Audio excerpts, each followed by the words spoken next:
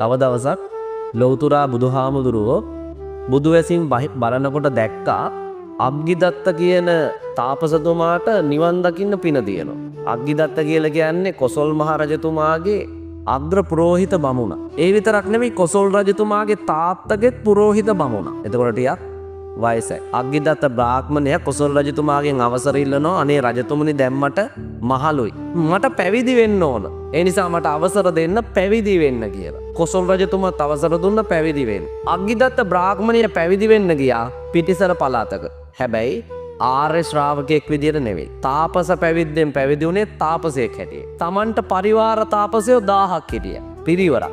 ලෞතුරා බුදුහාඳුර බුදු වැසින් බැලුව අග්ගිදත්තට මාර්ගඵල ලබන්න පින් තියෙනවා. බුදුහාමුදුරුවෝ 이르දිමත් භික්ෂූන් වහන්සේලා අතර අගතැන්පත් වුණු මහමුගලන් මහරහතන් වහන්සේට සැලකල සිටි අග්ගිදත්ත බ්‍රාහ්මණයගේ තාපසාරාමයට යන්න. අග්ගිදත්ත තාපසතුමා දමනය කරන්න ඕන කිය. මුගලන් මහරහතන් වහන්සේ අග්ගිදත්ත බ්‍රාහ්මණයගේ තපස් ආරාමයට වැඩම කරනකොට අග්ගිදත්ත තමන්ගේ පරිවාර තාපසතුවරු වට කරගෙන දේශනාවක්.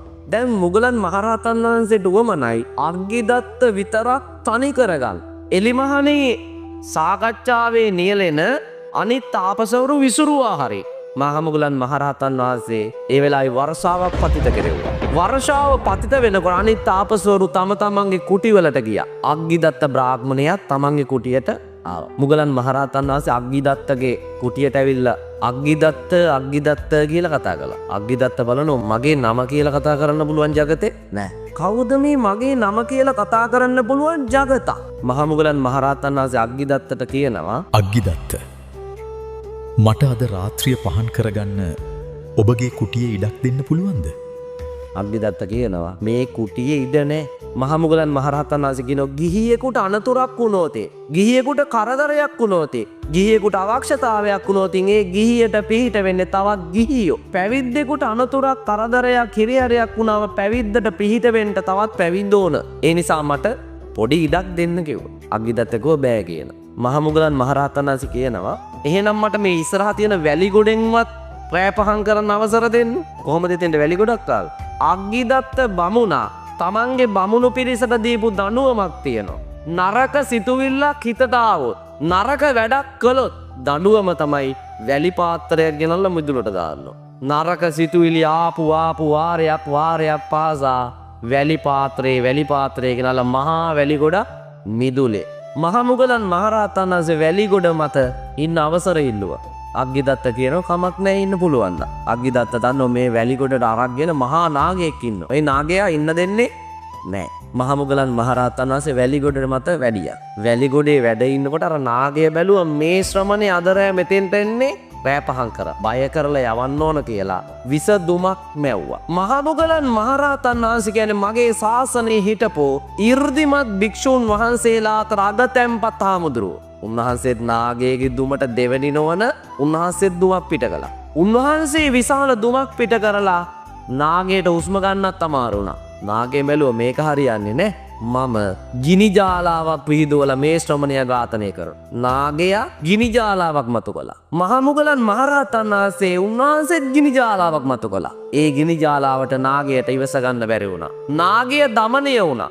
දැන් ගිනි ජාලාවේ එහෙම තාපසාරාමේ ඉන්න තාපසවරු ඔක්කොම රෑ එළියට දැක්ක රෑ. මහා ගිනි ජාලාවක් මතුවෙනවා සියල්ල දැක්කා. රෑ නිදාගත්තා.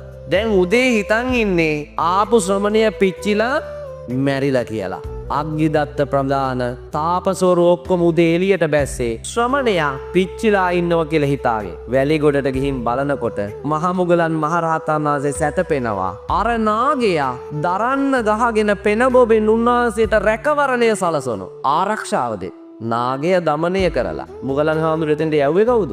ලෞතුරා බුදුහාමුදුරුවෝ. බුදුහාමුදුරුවෝ එතෙන්ට වැඩම කළා ඉරුදියේ. බුදුහාමුදුරුවෝ වැඩපු ගමන් මහමුගලන් මහරහතන් වහන්සේ පසඟ පිහිටවලා ලෞතුරා බුදුහාමුදුරන්ට වැඳා.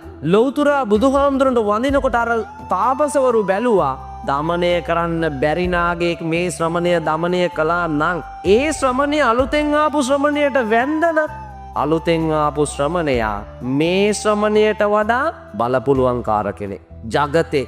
දැන් අර තාපසවරු අහනවා මේ ආපු කෙනා කවුද? මුගලන් හාමුදුරුවෝ අහන්නේ. අග්ගිදත්තට මුගලන් මහරහතන් වහන්සේ දේශනා කළා මේ ආවේ මගේ තාත්තා මගේ පියතුමා මට යම් හැකියාවක් තිබේ නම් ඊට වඩා දස දහස් ගුණයක් මුන්වහන්සේගේ හැකියාව බුදුහාමුදුරුවෝ අග්ගිදත්තටත් තාපසවරුන්ටත් බණ කිව්වා බණ අහලා අග්ගිදත්තත් තාපසවරුත් බෞද්ධයෝ බවට පත් වුණා මාර්ගඵලලාත් හිතන්න මගේ බුදුහාමුදුරුවෝ දමනය කළ නොහැකි පිරිස් කොතරම් දමනය කරලා අපි හැමතිස්සෙම ඒ බුදුගුණ මෙනෙහි කරමින් උන්වහන්සේගේ පිළිසරණ පතනවන්න අපිටත් නිවන් මඟ බොහෝ දුර නොවේ